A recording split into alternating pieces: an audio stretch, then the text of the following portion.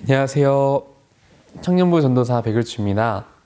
오늘은 요한복음 16장 20절에서 24절 말씀을 함께 보도록 하겠습니다. 코로나가 장기화되면서 모든 사람들에게 불안감이 엄습했습니다. 건강과 안전의 불안, 경제의 불안 등 여러 가지 문제들에 둘러싸여 모두가 버거운 시간들을 보내고 있습니다. 뿐만 아니라 그리스도를 주로 고백하는 기독교인들에게도 여러 근심이 생겨났습니다.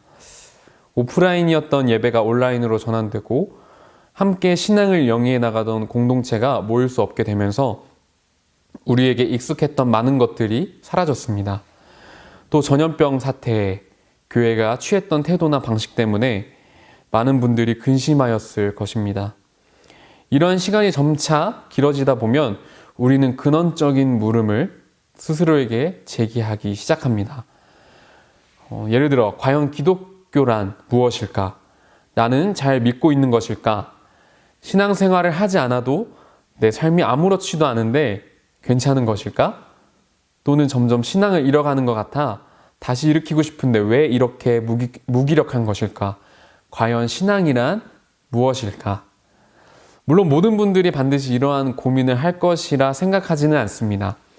하더라도 개인의 다양한 생각과 감정이 뭉쳐져서 각기 다른 형태의 근원적 질문을 던졌을 것입니다.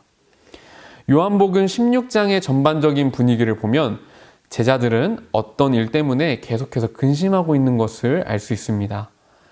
제자들의 근심은 요한복음 16장부터 13장부터 16장까지 계속해서 이어지고 있는데 그 일은 바로 이제 곧 예수님과 떨어져야 한다라는 것이죠. 어떤 신학자는 이것을 분리불안에서 오는 근심이다 라고 설명하기도 합니다. 예수님께서 제자들에게 떠난다고 했을 때 그들은 불안한 상태에 빠졌습니다. 우선 예수님이 제자들의 곁을 떠나게 되면 마치 고아와 같은 상태가 되는 것이죠. 또 3년 동안이나 예수님을 따라 사역했던 것들이 모두 물거품이 될 것이라는 불안, 자신의 미래가 불투명해지고 실패한 예언자의 제자들로 남겨질 것이라는 불안감, 무엇보다도 예수님과 기약 없이 헤어져야 한다는 그런 불안감을 제자들이 계속 느꼈을 것입니다. 이런 근심이 계속 이어진다면 제자들은 근원적인 신앙이 흔들려 모든 것을 포기하게 되는 상황까지 이르게 될 것이었죠. 16장 1절에서는 예수님께서 그러한 제자들이 실족하지 않기를 바라시는데 여기서 실족을 풀어서 설명하면 더 이상 따르고 싶지 않은 상태를 이릅니다. 이러한 상태는 오늘날 우리가 느끼는 상태와 매우 비슷하게 보입니다. 더 이상 하나님을 믿고 따라야 하는 이유를 알지 못하고 상실해버리는 상태, 하나님의 통치를 더 이상 믿지 못하는 상태 말입니다. 그렇다면 우리는 이러한 상태, 근원적인 물음에 놓여 근심하는 우리는 어떻게 해야 하는 것일까요?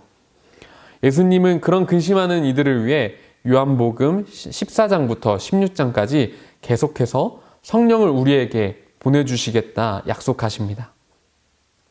성령님께서는 우리를 가르치시며 위로하시고 바른 길로 인도하실 것이라 이야기하시죠.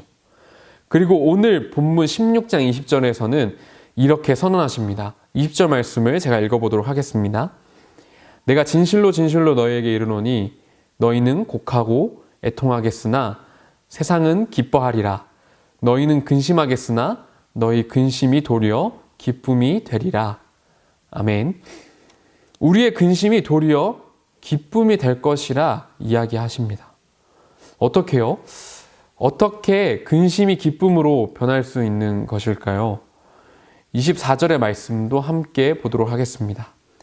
지금까지는 너희가 내 이름으로 아무것도 구하지 아니하였으나 구하라.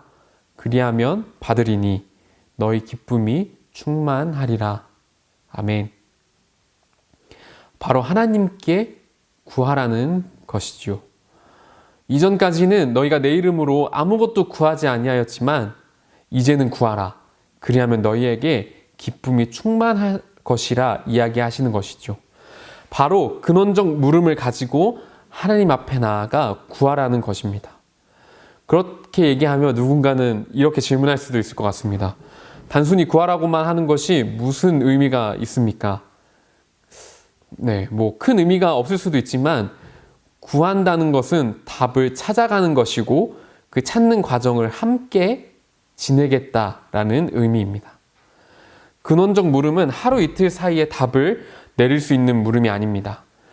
그랬다면 예수님과 3년을 함께 지냈던 제자들도 이렇게 근심하지는 않았겠죠. 하지만 그 물음은 신앙의 여정에 한 차원 더 깊어지는 과정이라고 할 수 있습니다. 여러분들이 요즘 같은 시기에 어떤 물음을 가지고 살아가고 계십니까? 근원적 물음에 놓여서 길을 헤매고 계시다면 물음의 답을 하나님께 구하시기 바랍니다. 그리고 다양한 방법을 통해 찾아가 보시기 바랍니다. 그러면 예수님께서 제자들과 함께 동거동락하셨던 것처럼 성령 하나님께서 그 물음의 답을 구하기까지 우리와 함께 하실 것입니다. 다 같이 기도하도록 하겠습니다. 하나님, 우리에게는 신앙의 물음들이 참으로 많습니다. 때로는 물음들을 묻어두고 근심할 때도 있지만 성령님께서 우리의 상태를 잘 아시오니 우리에게 답을 주시고 하나님을 더 깊게 알아갈 수 있도록 인도하여 주시옵소서. 감사드리며 예수님의 이름으로 기도합니다. 아멘. 당신의 시간을 뚫고 이 땅 가운데 오셨네.